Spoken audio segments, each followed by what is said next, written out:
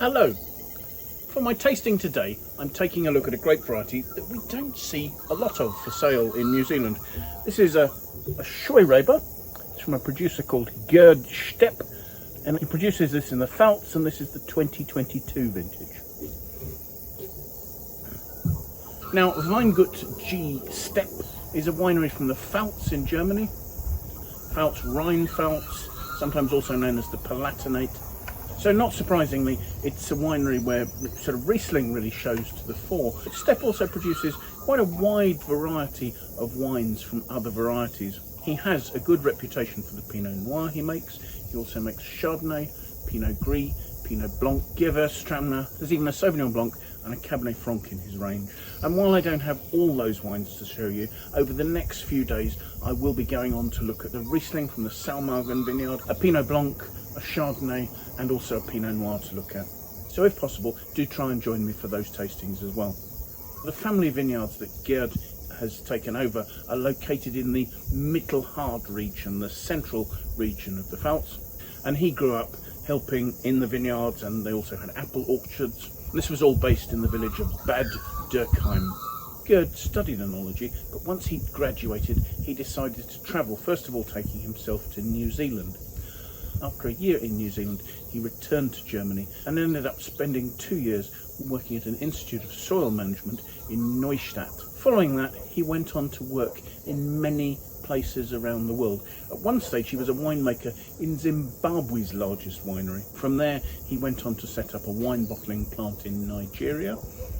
He's worked throughout Italy, from Piedmont, the Veneto, and Tuscany in the north to the island of Sicily in the far south. And he's also worked in South Africa, in Stellenbosch, and in Argentina. As well as making wine, Gerd went to the UK and worked for UK retailers. Initially a wine retail chain called Oddbins, so we must have been colleagues at one stage, although I can't say I knew him at the time, before going on to a more senior role in Marks & Spencer's wine department, where he did an awful lot to develop their German range and has continued consulting ever since he returned to Germany to work with his own vineyards, something that he did in 2009. But already back in 1994, he'd set up his own wine consultancy business in Germany, a company called Weinwerk. So having returned to work at his family estate, Gerd finally ended up taking full control of that business in 2019. Now just to talk briefly about the grape variety Scheurebe.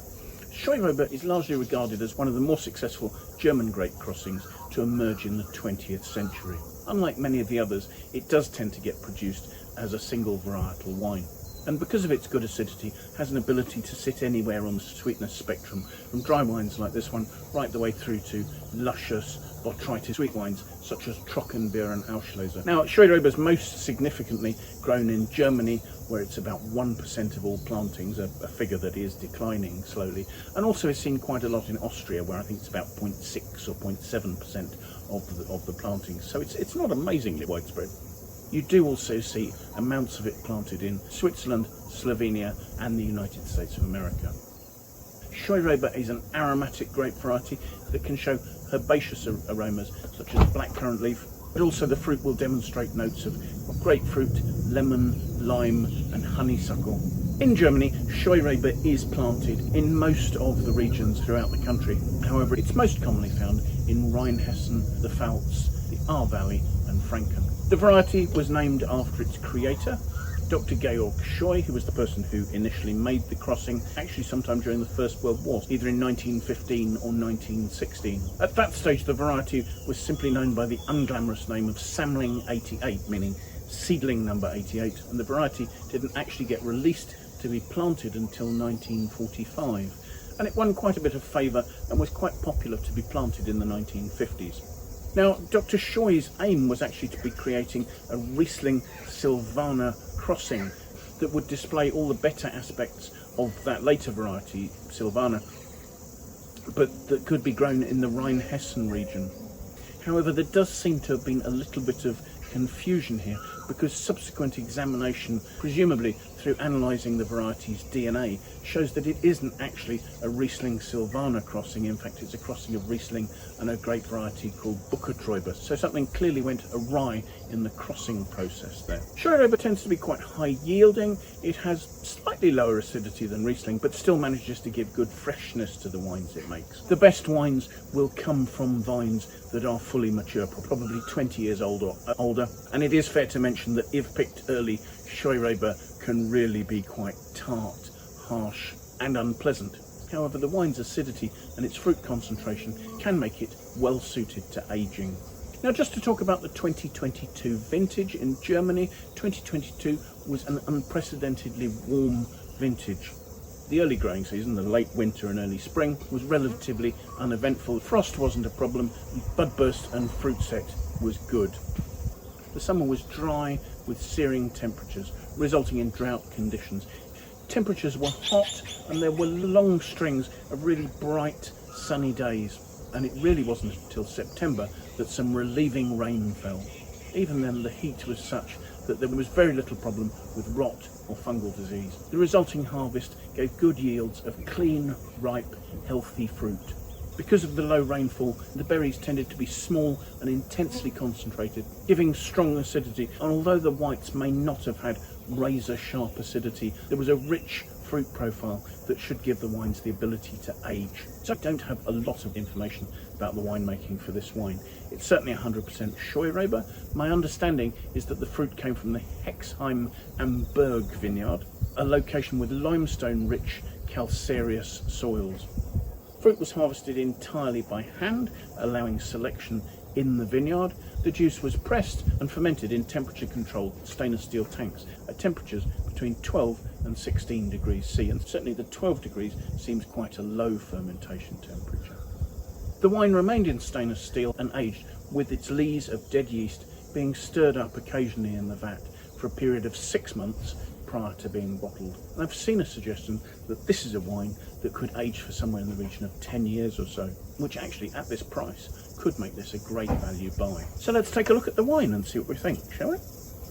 First thing to say is there's quite a nice depth of really quite bright, intense yellow colour, swirling the wine, quite readily forming some tears, but as the wine only has 12.5% alcohol, that suggests to me that we've got a good fruit concentration, a certain amount of richness also coming from that lees aging. Now, as I've been standing here talking, I've been able to detect a real pungency in the aromas. So let's see what we make of them close up, shall we? Wow, the wine has a good aromatic intensity. It really does have some vivid notes of grapefruit, actually almost sort of red grapefruit. And then moving on from that, you're getting some rich floral notes, perhaps honeysuckle.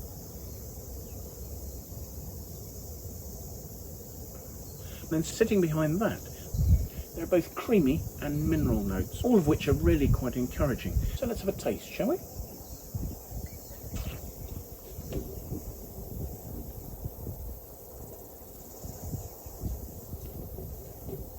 The palate has a lovely crisp acidity. It's fine, it's light. The notes I'm seeing are a fine blackcurrant leaf note, and then the fruit is opening. I'm seeing plenty of juicy red grapefruit-like fruit on the mid palate, and that's continuing to fill out, and that's a creaminess behind it, and a wine that initially seemed quite lean is starting to show a bit of breadth and a little bit of weight. Then, having said that, the acidity seems to be reasserting itself. I'm getting mouth-watering sensations down the side of the front of my tongue and at the tip. This is a completely dry wine. The sensations are returning to the front of my tongue. You give quite a focused mineral acidity that's leading the finish. And then behind that, you have an interplay of creamy notes and really some quite sort of juicy grapefruit. And the acidity is managing to do two things. At the front of my mouth, there's a lean mineral crispness, yet on the back of my tongue, there are still those very well-defined notes of red grapefruit.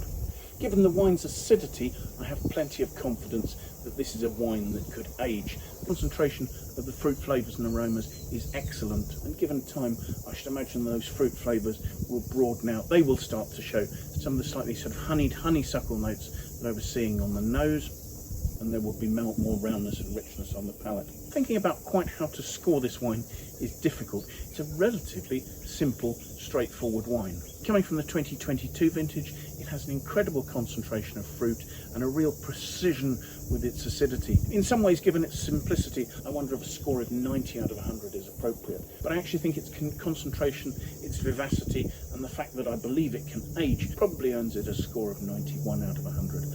I did look to see if there was an aggregated critic score on Wine Searcher for this wine. Unfortunately, there isn't. I was excited to try this wine. Scheurebe is a great variety I'm quite fond of, and I think this is a really beautiful example of that. It seemed to very ably demonstrate all the aromatic characteristics that I look for in Scheurebe, and did that exceptionally well, and I believe did so in company with having the ability to age further. My opinion of Gerd Stepp is he crafts some great value wines that are good examples of their type. So I'm very much looking forward to trying the other 4 wines that I have for him, and I hope you'll join me for those tastings.